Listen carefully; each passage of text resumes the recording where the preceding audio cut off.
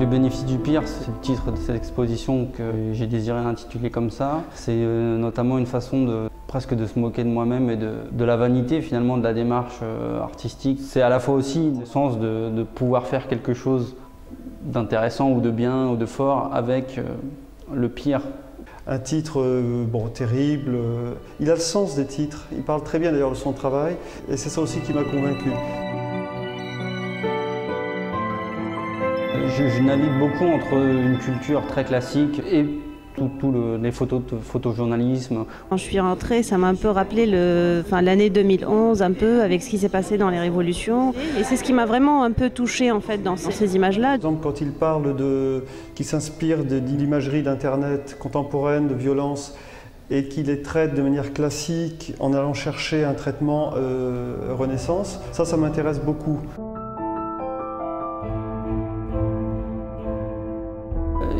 En tout cas, dans l'évolution de mon travail, ce qui a beaucoup joué, c'était de prendre conscience et d'assumer que les pièces soient vues. Ça l'influence dans le sens où je limite encore plus les détails. Le fait de le poser au sol directement, ça fait que la sculpture parasite notre espace de vie.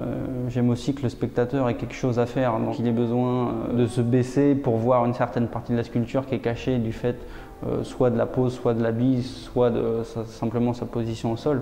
Ce n'est pas allusif, ça n'évoque pas, ça montre directement la violence. Je suis très content qu'il fasse spécifiquement ces travaux-là pour l'exposition Les bénéfices du pire.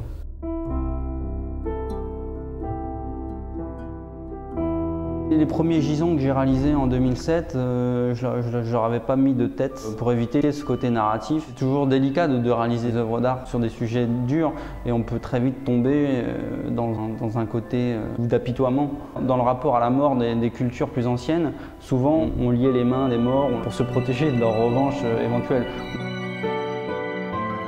En termes de personnalité du trait, on retrouve une force qui est tout à fait à l'image de la force des thématiques qu'il expose. Ce grésillement presque que les hachures créent est important pour moi, il crée une vraie matière. Donc ce qui me convainc chez lui, c'est le passage du plâtre au dessin, à l'encre, à la peinture, la peinture aussi de ces sculptures peintes. J'aime beaucoup le rapport entre le traité des peaux et des drapés. Sur par exemple la dépouille qu'il y a au mur. Ce qu'il reste de la relation bourreau-victime, c'est bien de ne pas le cacher. Cette ligne-là toute fragile sur laquelle on est entre le bénéfice et le pire, pour reprendre cette expression, voilà, la galerie s'inscrit vraiment là-dedans. Il y a beaucoup d'expositions que j'ai faites qui sont très engagées. Bien sûr qu'il y a un côté cathartique et autobiographique dans tout ce que je fais. Ça rejoint aussi le titre, les bénéfices du pire. Ça veut dire qu'on a aussi tendance à regarder ce qu'il y a de pire et les gens dans des situations pires que la nôtre pour se réjouir un peu de notre vie.